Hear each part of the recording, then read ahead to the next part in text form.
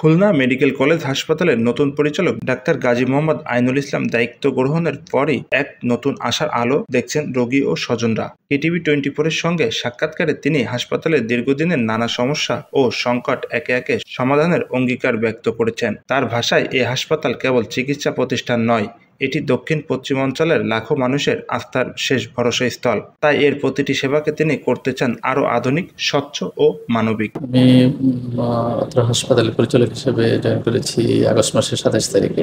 তবে এখানে নতুন, এখানে আসার পর 2 দিন বহির্বিভাগে ভিজিট করেছি। সেখানে ডাক্তারদের সাথে আমি কথা বলেছি।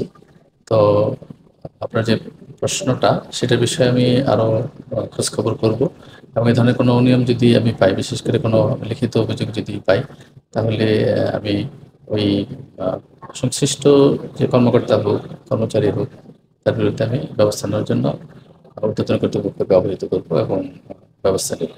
আপনারা জানেন যেটা 500 বেডের হসপিটাল, কিন্তু এখানে প্রায় 1600-1700 রোগী থাকে। অর্থাৎ আমার যে জনবল, সেই জনবলের চেয়ে কিন্তু আমার রোগীর লোড অনেক অত্যধিক। তো এছাড়াও আমার যে 4র্থ শ্রেণীর কর্মচারী, সেখানে আমার প্রায় 30টা পদ শূন্য আছে। তো সেটা একটা বড় ঘাটতি।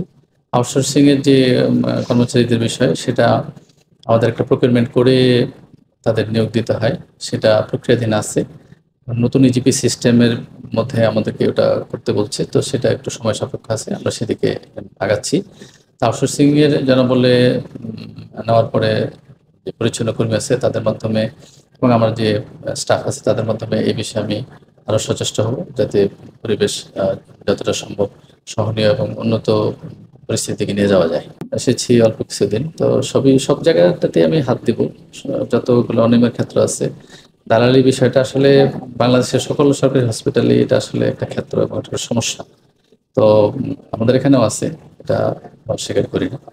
তো সেটাকে নির্মূল করার জন্য এটা আসলে একা একজন পরিচালকের পক্ষে একা আসলে সম্ভব না। আমি সহ আমার সকল কর্মকর্তা, ডাক্তার, সকল স্টাফ, এদেরকে নিয়ে আমরা এই বিষয়ে আমরা মাসিক যে সাধারণ সভা, সেগুলো করব।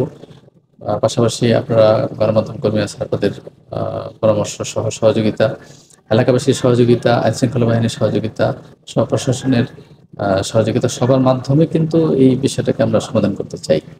এটা অবশ্যই প্রধান দায়িত্ব আমাদের। তো সে বিষয়ে আমি সামনের দিনগুলোতে আরও সচেষ্ট হব।